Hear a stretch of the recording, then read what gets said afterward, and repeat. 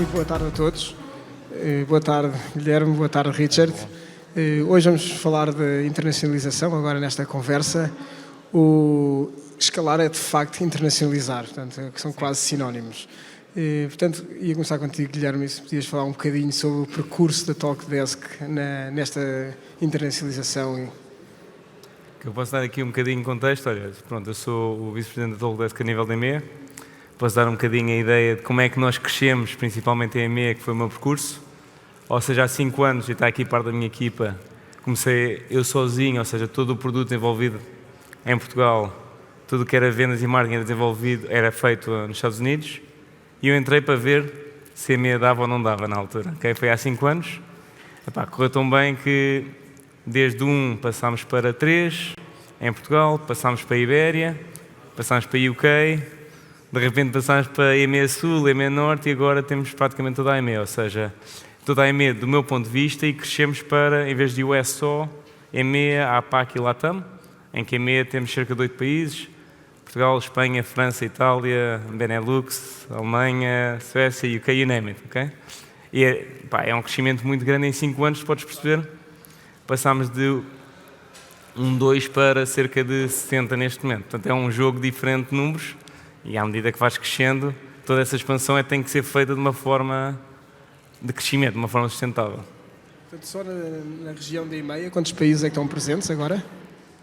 Estamos presentes com pessoas lá, ou seja, temos cerca de 8, ok? Portanto, é mesmo Portugal, Espanha, França, Itália, Alemanha, e hoje eu chamo, perto aqui no meio, Holanda, UK e Suécia. É assim mais ou menos onde estamos. Se eu não estou a falhar nenhum, acho que não. Mas é obrigado, Guilherme. Richard, também, obrigado. Se puderes também fazer uma pequena introdução e explicar um bocadinho o que tem sido o percurso de internacionalização da Locker até agora. Sim, correto. Bom, a primeira coisa a dizer, boa tarde a todos, eu cheguei a Locker foi em setembro, portanto aproximadamente há 5 meses. E o meu objetivo é mesmo fazer a internacionalização da empresa. A Locker neste momento, não sei se sabem, todos que estão cá presentes, a Locker neste momento tem aproximadamente mais de 80% do setor bancário português é cliente da Locker. E neste momento, obviamente, o ponto estratégico para crescer a empresa é a internacionalização. Desde a minha chegada, portanto, já temos neste momento presença em alguns países, por exemplo, na Espanha, e começamos agora a fazer a expansão também no Meio Oriente, onde já temos, neste momento, a primeira referência, portanto, recentemente assinada, quer dizer, exatamente. Portanto, mesmo neste contexto, não vou dizer difícil, mas vou dizer macroeconómico, contexto que temos um challenge, de um ponto de vista global, estamos a mostrar que é possível crescer. E é possível se temos, obviamente, uma estratégia correta. Portanto, é um bocadinho diferente da Talkdesk, obviamente, mas vamos dizer, portanto, também de um ponto de vista, somos muito otimistas em relação ao crescimento, que neste momento estamos focados 100% na internacionalização. Obrigado. Portanto, uma pergunta que surge sempre muito é quando é que devemos começar a pensar em internacionalizar e que países é que devemos começar a pensar? Portanto, Guilherme, na tua perspectiva, o que é que são estes ingredientes que fazem ser o momento? É uma boa pergunta, hein? E é uma pergunta difícil by default. Vou só dar um bocadinho de contexto para quem não sabe, porque isto depois depende do tipo de produto, depende do tipo de empresa. A Talkdesk é uma empresa B2B, focada em Customer Experience, ou seja, nós tentamos diferenciar tudo o que é a experiência de cliente, quer seja a partir de inteligência artificial, entre outras várias, de modo a automatizar uma série de coisas que tu fazes na parte de Customer Experience. Cá em Portugal temos vários clientes e a nível internacional também. Só para dar um contexto, porque isso é importante para o que vem agora. Agora, quando é que tu deves internacionalizar? Eu considero que a internacionalização deve ser de uma forma sustentável. E sustentável tendencialmente, e depende do que é que te chama de internacionalizar, uma coisa é internacionalização remota, que é eu estar em Portugal e fazer vendas para fora. E isso vocês vão sempre poder fazer, porque é inbound, outbound, tentam aqui arranjar os clientes, é quase ad hoc. Okay? Outra coisa é internacionalizar, meter pessoas nos países. Para internacionalizar, primeiro tens de ter números, ou seja, tens que primeiro ter uma experimentação no mercado e se correr bem, expandes para os outros. Isto é o que nós fizemos. Primeiro, eu estava com quase tudo sem ser US, Depois, claro que fomos sustentando, mas tivemos que, o primeiro ano, fizemos cerca de 200% do target, ok, faz sentido, vamos crescer. Okay? E isso tem que ser de uma forma sustentável à medida que vais para os países. Agora, se calhar a tua pergunta também é quando é que o fazes e como, não é? Se calhar é isso. Fazes normalmente é números, tenho revenue, consegui com uma pessoa ter X, claro que a pessoa tem que ter certa, posso crescer para 2 ou 3 para o revenue que eu quero crescer. Outra questão é como é que tu cresces, ou seja, como é que tu vais para países novos. E esse é um grande tema que normalmente existe, ok, vou crescer, para onde é que eu vou primeiro, certo?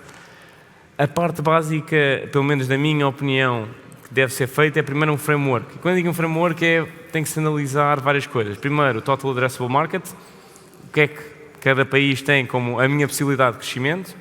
Segundo, do ponto de vista técnico, se tem alguma falha ou não que não possa utilizar naquele país, ou legal, ou mesmo cultural. Okay? Portanto, isto é uma parte básica que tens que ter em conta.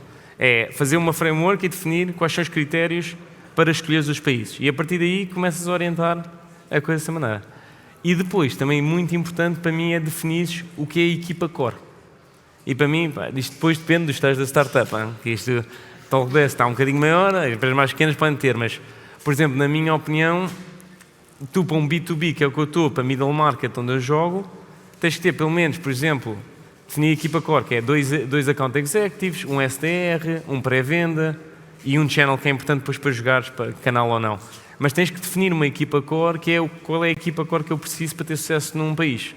Porque o problema, tendencialmente, nas startups é mandar para lá uma pessoa, depois ver lá se aquilo funciona, senão depois logo reduzimos. Isso é um problema que normalmente acontece. Portanto, é how to do it, numbers, e depois é como fazer ou para onde ir, define os países com os critérios que tu tens e define que core equipa é que existe para ter sucesso. Obrigado, Guilherme. Imagino que no caso da Locker não tenha esta capacidade de criar uma estrutura muito grande para começar uma internacionalização e começar a expandir. Portanto, no vosso caso, como é que vocês souberam que era o momento ideal e que estrutura que também meteram para dar esse passo?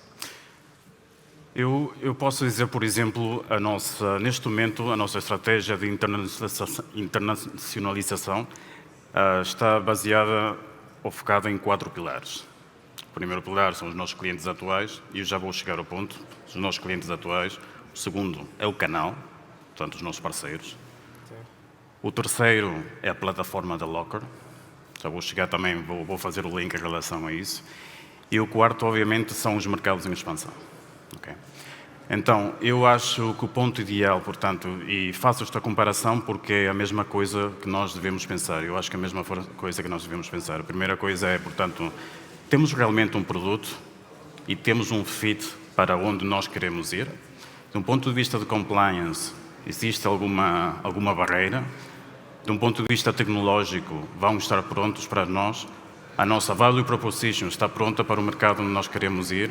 E posso continuar por aqui e falar 2 horas e meia, sem problema nenhum, e todo mundo me conhece e sou muito apaixonado disto. Mas, quer dizer, a primeira coisa é saber, se tens sucesso em casa, não deverias ter medo a ir fora, portanto, e brilhar.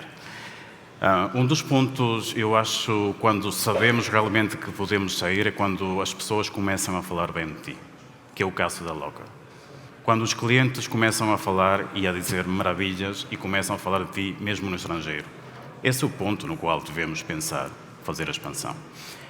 Depois, de um ponto de vista, e também, obviamente, pensar se estamos prontos a fazê-lo de um ponto de vista interno. Quer dizer, de um ponto de vista, uma coisa leva a outra. Mas há várias formas, como o Guilherme estava a dizer, há várias formas de fazer esta internacionalização. Podemos ir com muito dinheiro, podemos contratar muitas pessoas e gastar muito dinheiro e não necessariamente ter lucro. A outra forma que podemos fazer é play smart.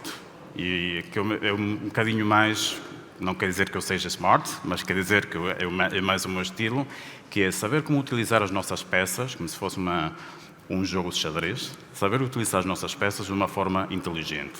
E são estas 4 peças que eu acabo de dizer.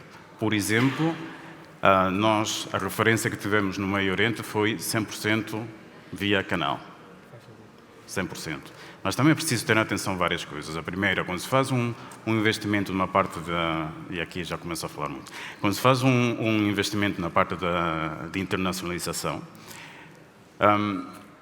muitas pessoas pensam, eu preciso ter alguém local, eu preciso gastar muito dinheiro. E não necessariamente é o caso. Eu fiz isto várias vezes durante a minha carreira e consegui ter sempre a primeira referência sem ter presença no mercado. Já tendo a primeira referência, já se pode fazer um investimento de uma forma muito mais inteligente, no meu ponto de vista. E vi também muitos fracassos, mas podemos falar isso mais à frente, e erros que possam ter ocorrido no passado. O setup também, como estava a dizer o Guilherme, portanto, também depende muito do produto. Por exemplo, se é B2B, B2C, B2B2C, se, portanto, também qual é o tipo de... como são os nossos clientes, o tamanho dos clientes, qual é o tipo de serviços e de manutenção que precisam dos nossos clientes, no caso de engagement, porque, na minha opinião, há um fator-chave, e o Customer Experience. Se nós temos um cliente que fala bem por nós, a expansão vai ser muito mais simples do que ter... Nós sabemos isto, uma pessoa a falar mal faz muito mais barulho do que sem a falar bem. Então, são outros pontos para complementar o que disse o Guilherme. Obrigado. Acho que o tema do Customer Experience, de facto, é fundamental. E falaste em fracasso, portanto, quais são os erros comuns que podem aparecer e como é que os podemos evitar? Erros comuns. Eu vi muitos erros, por exemplo, ter expectativas muito elevadas. Eu, atualmente, se calhar é porque eu vivia em muitos países e vou vir a muitos mais, imagino, pela tendência, pela progressão que levo na minha vida, mas muitas vezes não se consegue perceber, por exemplo, culturalmente, a diferença entre um país como a França, onde eu atualmente estou a morar e a pagar os meus impostos, por exemplo, a Espanha. A França, por exemplo, eu vi muitas startups, é só por dar um exemplo, ok? Vi muitas startups ou muitas empresas fazerem um investimento e estar à espera de um ROI praticamente imediato, porque o país, sobre o papel, é muito potente. E a inversa na Espanha, mas o que muitas pessoas não sabem é que a França, o ciclo de venda é muito mais lento. O ciclo de venda, o que se pode vender, por exemplo, na Espanha, que é muito mais dinâmico, país onde eu morei também muitos anos, podemos estar a falar de um ciclo de venda, depende também do produto, mas por fazer uma comparação, quando vamos a Financial Institutions, é muito mais reduzido, pode chegar a ser 6 meses, mas na França pode levar 2 anos, facilmente. Esses são os erros que muitas vezes não se percebem. Ou muitas vezes também o erro é não fazer, portanto, o trabalho de casa, aquilo que eu mencionei anteriormente. Portanto, não ver, de um ponto de vista de regulação, se existe um fit, não ver se existe um fit, por exemplo, de um ponto de vista da plataforma, de um ponto de vista tecnológico. Vi muitas vezes as pessoas fazerem investimento, depois chegar, ter o primeiro cliente e ter um fracasso. Porquê? Porque não tinham reparado, portanto, que não estavam em conformidade.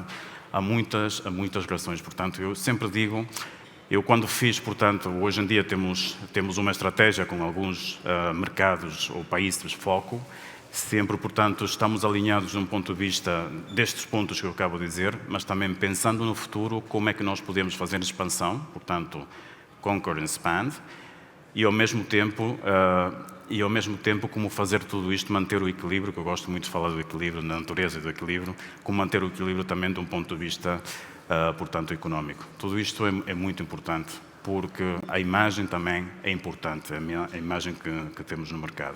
Fracassos, afinal, faz parte da aprendizagem, não é? Sim. Mas também é importante ver como os outros estão, não a fracassar, mas a cometer erros que nos ajudam também a aprender. Já agora, Richard, no vosso caso, alguma vez tiveram que voltar atrás e fechar algum mercado? Felizmente ainda não. Obrigado. Guilherme, não sei se queres acrescentar aqui algum ponto a nível dos fracassos e um bocadinho que erros mais comuns é que se têm. Os don'ts, não é?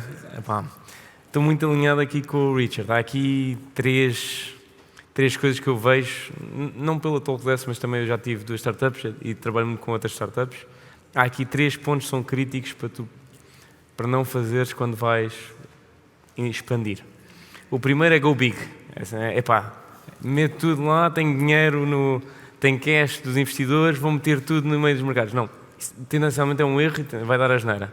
Primeiro é outra vez voltar a fazer uma framework, e quando eu digo framework é exatamente as perguntas, é legalmente, tecnicamente, o mercado é aquilo que eu quero estudar primeiro, porque a tendência vai ser, eu quero ir já e não tenho tempo sequer para estudar. Tendencialmente dá asneira. Portanto, o go big para mim é um problema, o antecipar sem estudar bem a coisa é outro, e portanto são dois temas muito, muito críticos. E há um terceiro ponto essencial, que é, tu já falaste bem nisso, Richard, que é o ROI, ou seja, qual é o retorno de investimento que eu quero nos países. Os países não é só meter lá pessoas, o país tem que ter maturidade de mercado, o mercado não o conhece, tem que aprender. Por exemplo, Europa Sul mais conservadora que Europa Norte, by default. Há todo um segmento e tendencialmente eu invisto e digo assim, daqui a 6 meses já tenho retorno. Não existe. Isso, claro que mesmo com um cliente bom pode ajudar, mas tu não consegues ter um boom no mercado em 6 meses. E a tendência que existe muito é, não está a funcionar, vou mudar a pessoa. O que é que isso acontece? Tiras a pessoa, metes outra, um ramp-up todo novo, começas a estudar o mercado todo novo e estás com um ciclo vicioso. Até que se calhar às vezes dizes, enough, vou tirar porque já gastei muito dinheiro. Quando tendencialmente o mercado, depende da maturidade, depende do produto, eu estou a falar B2B, tu demoras 2 anos, 1 ano e meio a começar a ter frutos a sério. Quando digo não é o primeiro cliente, é já, os targets, a pessoa já está a acertar quase no target, o mercado já conhece, já foste a eventos, então em França tens que ir pelo menos a 3, é tipo a Alemanha, 3 ou 4 eventos só para te conhecerem e começarem a abrir esse jogo. E é por isso que eu estou a dizer que é o don't, são esses temas. Existe outro, que é uma definição, e tu entraste bem, entre direto e indireto. Há países que são muito mais indiretos, que jogam canal, e, por exemplo, o Middle East é um grande nesse ponto, do que direto. E muitas vezes até pode funcionar. Portanto, estudar bem a coisa, como é que entras antes sequer de entrar. Eu já vi muitos erros a ir, e primeiro é a Espanha ou o Brasil, porque é o mais rápido, é a língua, é o mais perto, que até pode resultar. Não estou a dizer que não, mas estudem primeiro só para saber exatamente se estão a acertar no sítio para onde vão. Isso normalmente é um erro. E, portanto, ambos falaram de ROI, falaram de retorno, portanto, quando se toma essa decisão que vamos para fora e vamos começar a investir, qual é a expectativa de ter retorno? Em quanto tempo é que se consegue atingir um break-even? E como é que se pode gerir e maximizar o ROI? Quando se vai, pelo menos vou só dar a minha opinião, mas quando se vai para international, para expandir para um novo país, com pessoas nesse país, que é diferente. Uma coisa é, outra vez, remoto e andar a vender aqui para ter uns bons clientes. Ok, o investimento é muito pequeno. O investimento é maior quando vais para países, mesmo sendo 1 ou 2 pessoas ou 3, que é a tua equipa core, para entrar no país. O ROI, tendencialmente, vai depender muito do mercado em que tu queres entrar, a maturidade no mercado em que está. Por exemplo, uma Alemanha, cloud ainda é um bicho de 7 cabeças para uma empresa. Mas isto é verdade, é real. Eu ainda estou nesse tema agora. França é mais conservadora, vais a Benelux, é totalmente aberto. São os primeiros a querer comprar. Chegas a França, quantos amigos meus é que já compraram, que é para eu poder... Portanto, o ROI também vem na maturidade do mercado. Agora, tens é que ter backup, pelo menos para ter, eu vou dizer, piores hipóteses, 1 ano e meio, 2 anos a desenvolver. Claro que tens de perceber se é a pessoa certa que tens lá ou não, e portanto não deves ter só uma, deves ter algumas que é para conseguir gerir a coisa, mas eu diria que depende muito do mercado onde queres entrar. Há mentalidades mais abertas e mentalidades mais fechadas, e ambas trabalham, podem demorar mais ou menos tempo. Obrigado. Richard, já estamos aqui a ficar com pouco tempo, mas queria também perguntar-te, quando agora entraste na Locker, qual foi o target que meteram a nível de retorno? No dia seguinte, estou a brincar. Mais do que um target de retorno é, portanto, fazer esta expansão, ok? Eu também sempre tive este mindset, portanto, eu sempre, cada vez que eu vou trabalhar numa empresa, é como se a empresa fosse minha, portanto, nunca fui uma pessoa a gastar muito, entre aspas, mas é importante ter, aquilo que disse o Guilherme foi muito importante. Há outro aspecto, se posso complementar, que eu estava a pensar, outro aspecto também é o modelo de negócio. Portanto, muitas das vezes, e isto vai jogar também na estratégia, porque muitas vezes há muitas empresas, o que eles fazem é, também para entrar no negócio, são muito agressivos a nível de preço, o que vai, portanto, adiar muito mais o break-even. Portanto, nessa parte também devemos ter em atenção esse ponto do modelo de negócio e como pode crescer.